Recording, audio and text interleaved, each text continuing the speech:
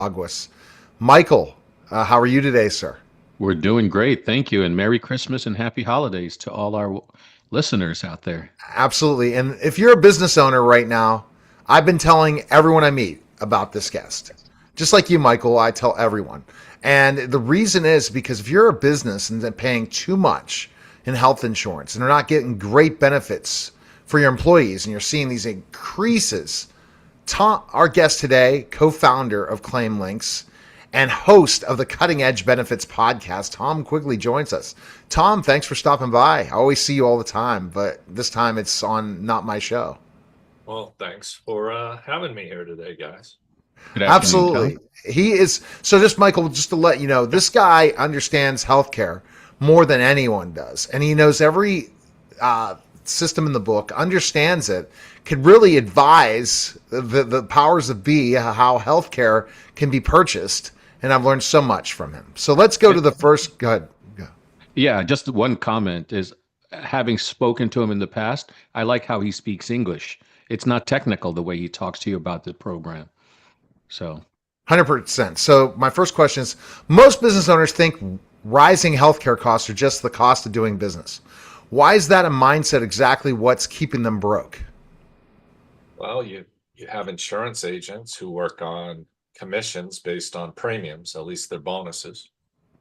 And I compare it to the mutual funds in the 90s. I remember everyone was like, get your Series 6, you get 4% of all the money coming in. And then Fidelity came out with these no load funds. And all those agents were like, oh, that's a joke. And, they worked on performance.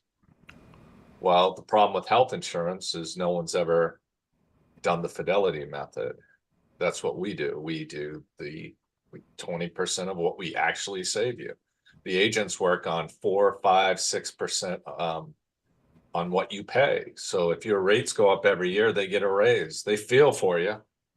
But we're only going to go up 10%, Neil. We're going to raise your deductible now higher and your copays and everything. And and now you're only getting a 10% increase instead of a 35. And these people fall for it every year. It's unbelievable. wow. It's something that you think, why would you do it? And Tom, you talked about why people stay with their current insurance provider is because of the relationships they have with their agent, right? Yeah, I had one today on LinkedIn say to me, I'm happy with our agent. And I said, yeah, great. I'm talking about tax laws and you're talking about health insurance going up 20, 30% a year and you're happy. Okay. Can you raise your rates 20, 30%? And if you can, good. If you can't, maybe you should rethink what you're doing. Michael, this is something very interesting for these business owners, isn't it? Yes, it is. And so I'm sure one of the questions they'll ask, and I'll put it right out there is there a tail off in the benefits they receive for, you controlling the cost, or are they still getting the same benefits? You actually can take your savings and you get better benefits. Because here's what happens is this: if you're currently paying for a $5,000 risk, let's say 10,000 for your company, and you have 10 people, 1,000 a person, and you cut the rate in half with the same insurance carrier, and now you're paying 5,000 a month. If you get the calculator out, you go, wait a minute, if our risk now is 8,000 versus 5,000, and we pick up that risk, that's $3,000 a year. If you save 500 a month, that's 6,000 a year. So even if they use it, you're guaranteed to save 3. So why not make it so you're guaranteed to break even? So now you give them literally a $2,000 out of pocket versus a 5, and you still are guaranteed to break even. If they don't use it, you save. Or you can say, hey, let's just give them a 3 versus a 5, and we're guaranteed to save 1,000 even on people who use it. That's what they're missing. I mean, they're just not doing the math. And for the small groups, it's each state has the rates they're allowed to charge, a percentage from 0 to like 52, 53. And most people are like paying, in the 20-25% range. So they're guaranteed to save more than the risk because they've already gone to a higher deductible, and to go to the lowest cost option with the same network, they're able to save thousands of dollars and give their employees more. They have to change though. That's the scary part. Change. Change is difficult for people, especially when they think they're taking a risk. And Tom, you talk about that, that this is a process of 12 months where you're going to start seeing these things, because you're going to start really thinking about your healthcare versus just purchasing it and saying, forget about it. Your team is able to bring all that to the table in your customer service and everything that you bring to the table. Better benefits. How important, Tom, to get better benefits for your employees, and they're paying less? I mean, if you could tell anybody that, they'd say that it's impossible. I'm sure it really helps with retention as well, especially of key employees. Yes, and you can then take advantage as an owner of some programs such as yours and other ones that are available. It's just a math problem, and math isn't prevailing across the country. It's basic math too. It's not like voodoo or algebra word problems where you're 50 miles going north meets a train 100 miles south when, and the answer you'd like to write is who cares, but you get an F in algebra. So you had to come up with that formula. And all I'm doing is saying, here's the formula. Everyone can do the basic math. The problem is the middlemen don't like to get cut out, of the middle ladies. So they will say whatever they can say to scare you out of saving money. Yet it's basic math. And it's like, I'm sorry.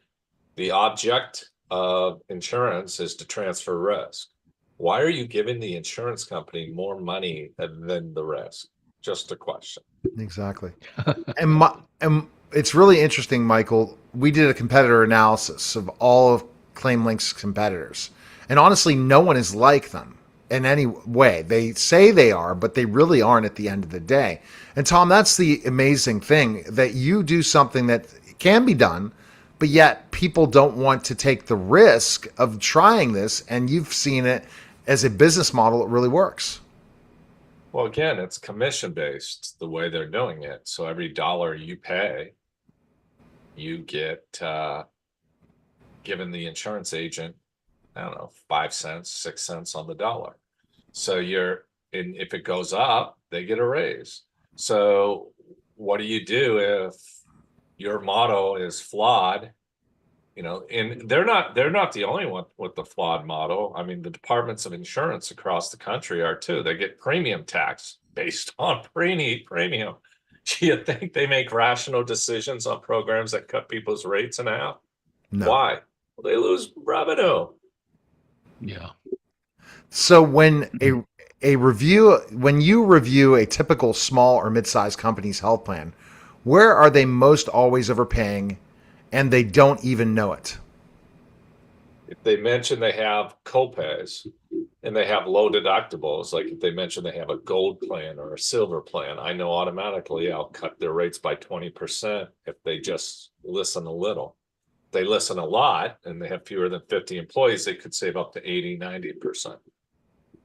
Because why would the law is written such that if you have less than 50 employees, there is no penalty. So in your handbook, why would you ever have an affordable health plan? Let the employees get subsidies on plans if they qualify.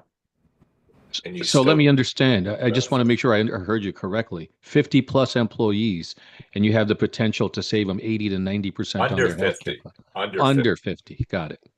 Over 50, they are making crazy decisions with the Affordable Care Act and HIPAA laws by being traditionally self-insured.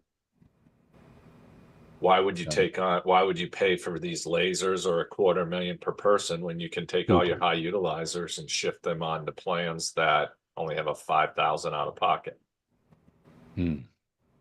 It's a math problem, and the problem is it's being taught by people who hate math, because math doesn't work the way they're selling it. Right. So what about over 50? Do you work with people over 50 employees? Yeah, I'd say companies millions of dollars just by restructure, just that mentality. Same with the large group.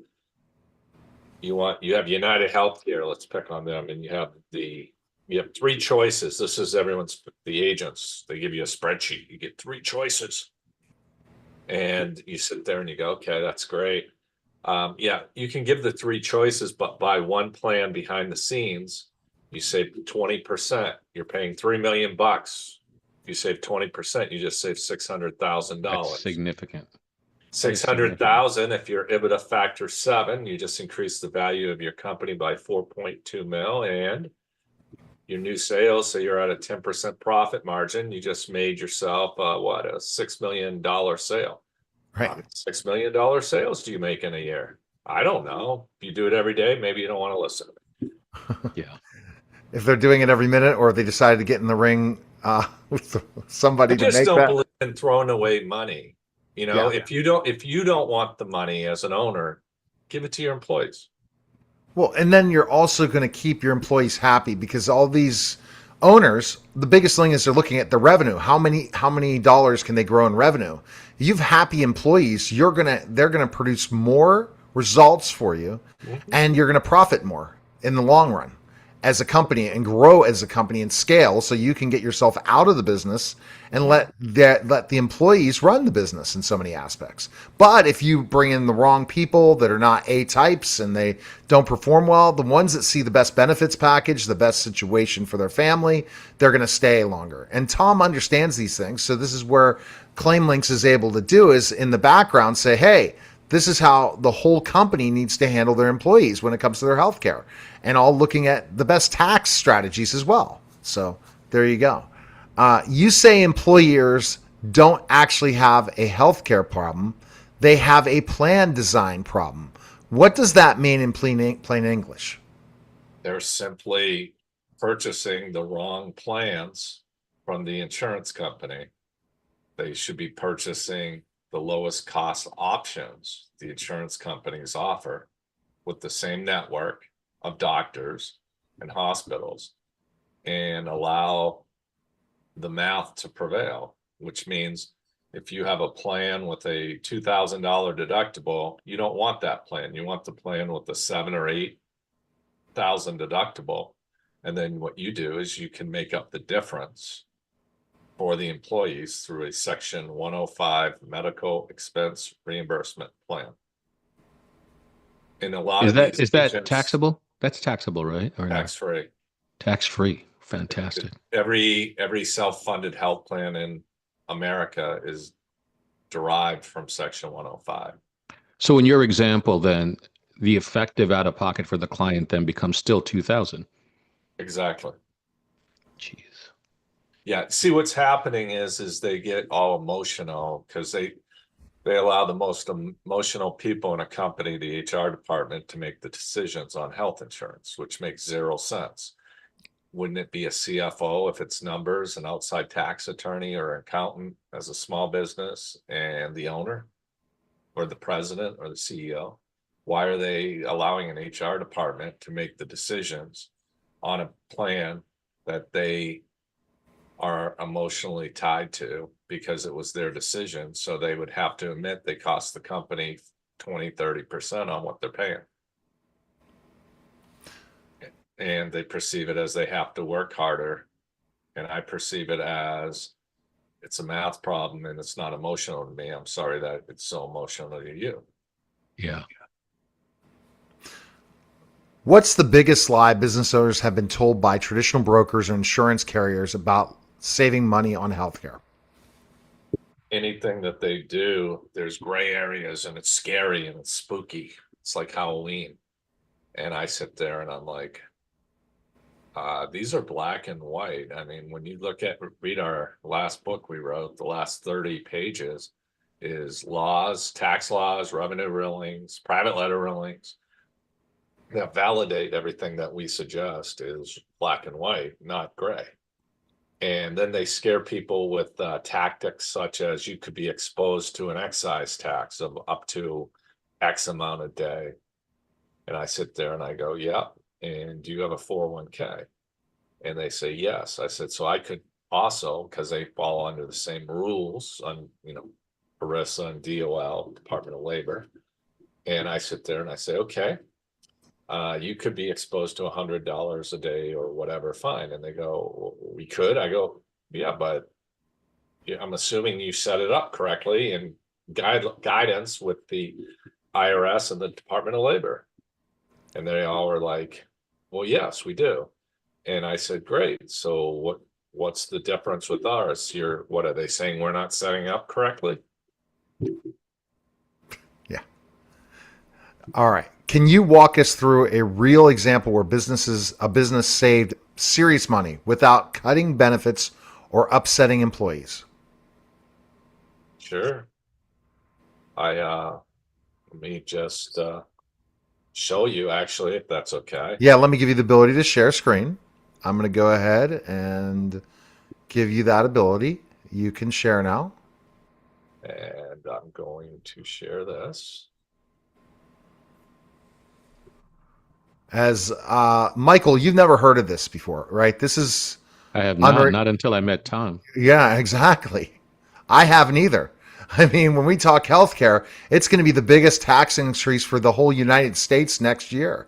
The amount healthcare is going up. People need to learn from Tom on that. But go ahead, Tom. All right, so you can see my screen. Yes.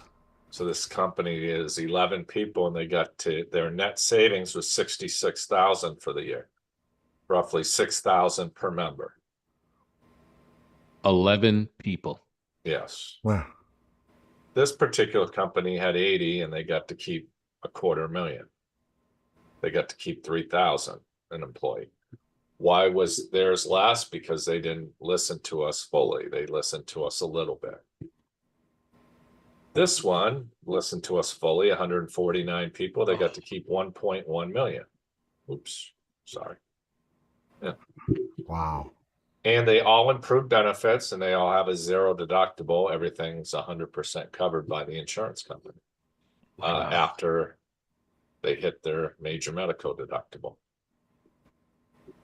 So that's what everyone is doing. They're making huge mistakes on what they're giving to the insurance company. And what the agents don't get is they're only getting 4 or 5%, right? So, but 4 or 5% of 2.5 million versus, 800,000, what you pay the insurance, to them is huge. But in the scheme of things, if the company understood that and they loved their agent because they're so valuable, they could literally pay them the 4 or 5% so they could save 700,000-800,000. Again, it's back to basic math. I mean, and if you're a country club, you could literally pay for their country club membership, so you could still save the money. I always tell them, buy my membership. At least I'm bringing it to you. If I'm working, I want to save them, so I don't care. But you could have a suite. You want to go see. You're in New York. You want to go see the Knicks every night? Great, get a suite. Man, the money you save, there it is. You don't have to go with your insurance agents who, I mean, quite frankly, I don't like hanging out with them. Tom makes a lot of friends only with business people. He saves money, not the people that are not following the protocol to help people. Because again, health insurance, Tom, cripples people, right? As an employee, if they're not have good health benefits, they're not able to focus as well. They're more likely to get sick. They're more likely not to take care of themselves health-wise. What I always ask the agents, and they get mad, is like I have one in New Hampshire right now, and they have a group of 18 in this company that I actually buy my property and casualty with. They're costing the company $100,000 on 18 people because they have them on a group health plan when they could be on an individual plan with the same network, same insurance carrier up there. And then I asked them, well, let me save you $150,000 on your own health insurance. And they got all mad. And I was like, well, why are you mad? Right.